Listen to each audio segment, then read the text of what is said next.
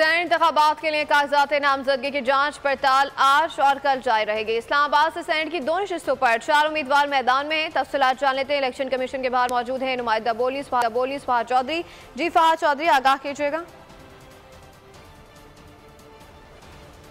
नशिस्तों पर इंतखाबात के लिए शेड्यूल के मुताबिक कागजात नामजदगी की जांच पड़ताल आज से शुरू होगी और 19 मार्च यानी कल तक जांच पड़ताल की जाएगी।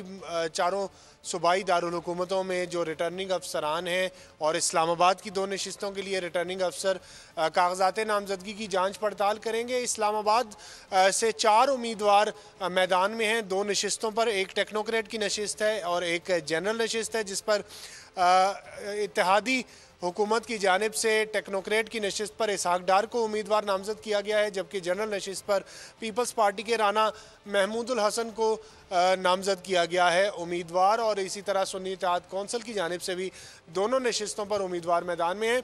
इस्लामाबाद के जो रिटर्निंग अफसर हैं उन्होंने चारों उम्मीदवारों को कल यानी 19 मार्च को तलब किया है कागजात नामजदगी की जांच पड़ताल के लिए। इसके बाद शेड्यूल के मुताबिक 25 मार्च तक अपीलें निपटाई जाएंगी, जो कि रिटर्निंग अफसरान के फैसलों के खिलाफ दायर की जाएंगी ट्रिब्यूनल्स में।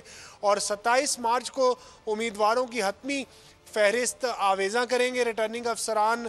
पोलिंग जो है सेनेट इंतखाबात के लिए वो 2 अप्रैल को होगी, चारों सूबाई असम्बलियों में और कौमी असम्बली में इस्लामाबाद की 2 नशिस्तों के लिए।